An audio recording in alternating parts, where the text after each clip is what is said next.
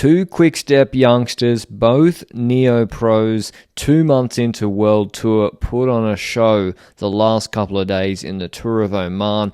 I've been covering Middle East races in Oman, Saudi, UAE for like 3 years now, and I don't remember such bad weather as there was in the last couple of days. And probably the rain is good, but this stage 2, which is supposed to finish on Qurayat, was supposed to be, I think, a bit longer, and it got shortened. There was a big downpour. UAE were the favourites, either with Ulissi, who's come second or third here last year. They've got Adam Yates. They've got Finn Fisher-Black, who just rode away from everybody in the Muscat Classic. And here's this downpour. It also meant that I think the heli couldn't be there covering, taking images, but eventually we presume the breakaway got brought back, and then Finn Fisher-Black dropped everybody on that punchy finish. And after what he did last week, this is no surprise. The surprise for me was this man in the QuickStep colours just behind him, Luke Lamperti, the American, beating Ulissi for second. I thought he was a sprinter. He's torn up crit races in the US, very highly touted neo-pro on QuickStep. But Finn Fisher-Black, he's like a really, really good puncher on 5-minute, 7-minute climbs like that. But Lamperti coming second, 2 seconds back, was not something I expected. But anyway, Finn Fisher-Black, the Kiwi, goes into the GC lead 6 seconds ahead of Lamperti and 8 seconds ahead of his teammate Ulissi.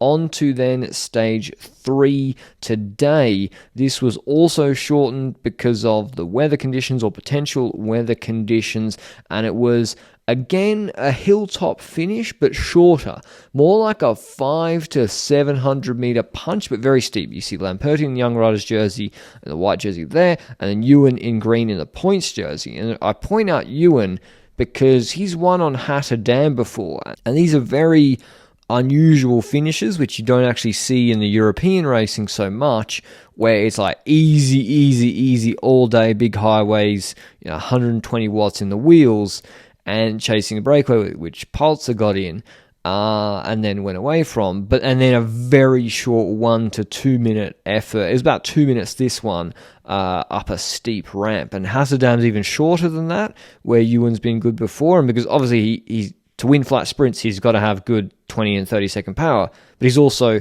quite diminutive. So his watts per kilo for 1 minute is obviously very, very good if he's fresh. But we would see. We didn't know exactly how it would play out. Omani national team go on a flyer on the highway drag just before the finish.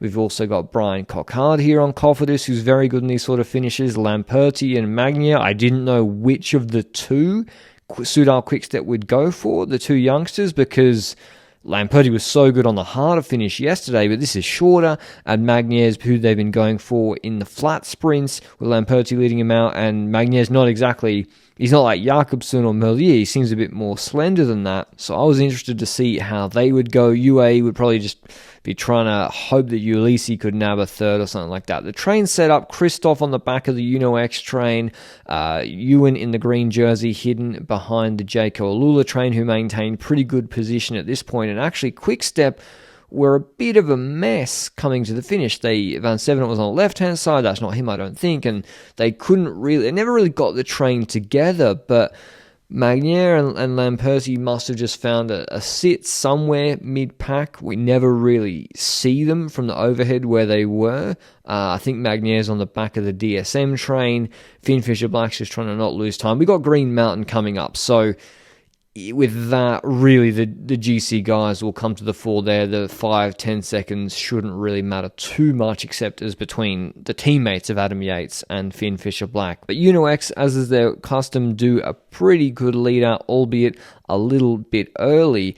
And it's Syriza who jumps really, really early for Astana.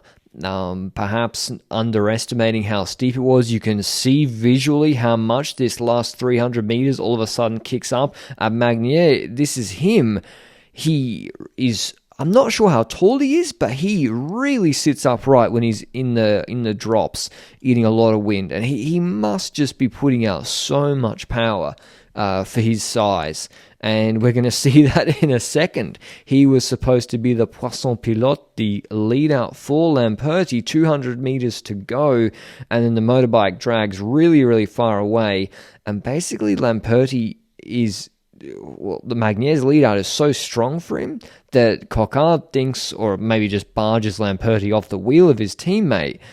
But Magnier's lead out is just too good, and he wins this stage. And I'm not sure it would have been any different if it went any longer. Lamperti in second, and another impressive win for the French talent. Can't wait to see what he does this season. Here's what he had to say. I was supposed to be the lead out man, but victory finally.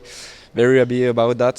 Very good sensation on the last climb. It was steeper than expected, to be honest. But yeah, I was feeling very good positioning, and then I just go full gas to the finish and victory. Very happy about this. But QuickStep do it again.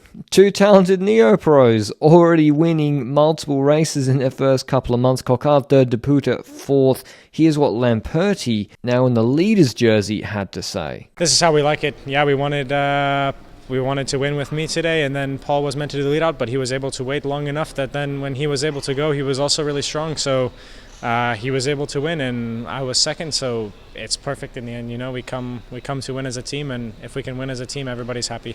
We've got another shortened stage tomorrow, finishing on Yiti Hills, although I think that'll be a little bit... No, it should be too difficult for Magnier. Lamperti, I don't know. Could be the new American Sagan. Let's just roll with that, hype him up.